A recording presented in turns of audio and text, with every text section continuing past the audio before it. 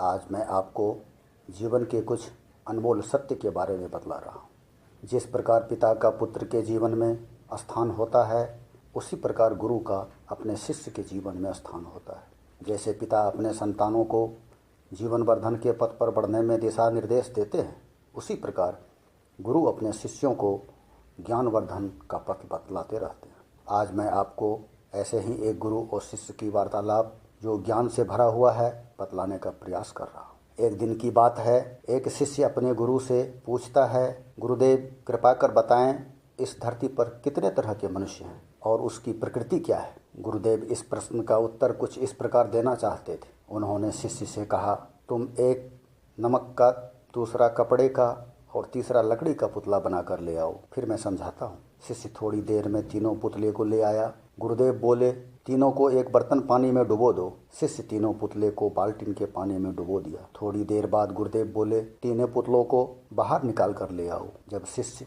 बाल्टी में हाथ डाला तो वहाँ दो ही पुतला मिला। नमक का पुतला पानी में घुलकर उसमें मिल गया था, कपड़े का पुतला पानी सूख कर फूल गया था और लकड़ी का पुतला ज्यों का त्यों था। अब गुरुदेव अपने शिष्यों को समझाने लगे, देखो वत्स, इस बाल्टीन के पानी को तुम प्रकृति समझ। नमक का पुतला उत्तम प्रकार के मनुष्य की पहचान है, जो इस संसार में रहते हुए भी सांसारिक कर्म करते हुए इस प्रकृति के अमृत रूपी अथाह समुद्र में उसका रसास्वादन करते हुए उसी में विलीन हो गया, यहाँ तक कि अपने अस्तित्व को भी प्रकृति में विलीन कर लिया। ऐसे मनुष्य भवबंधन से मुक्त होकर परम तत्व को प्राप्त करता है। दूसरा कपड़े का पुतला जो द्वितीय श्रेणी में आता है, वह इस संसार को भोगते हुए जब नाना तरह के दुख कष्ट झेलने लगता है, तब वह धर्म का सहारा लेता है। प्रकृति से बचने का उपाय खोजता हुआ उसमें डुबकी लगाता है। तृप्त होने पर फिर बाहर इस संसार में आकर मायावी संसार को फिर से भोगने लगता है। भोगते भोगते फिर सब कुछ नष्ट कर लेता है। अंत में जीवन के ऐसे दहलीज पर पहुंच जाता है जहां वह न अमृत के समुद्र में गोता लगा सकता है और न ही मायावी संसार को भोगने लायक रहता है। वह जीवन मरण के चक्र से बाहर नहीं निकल पाता है। तीसरा तरह का मनुष्य लकड़ी के पुतले के समान होता है। वह इस संसार में आहार, निद्रा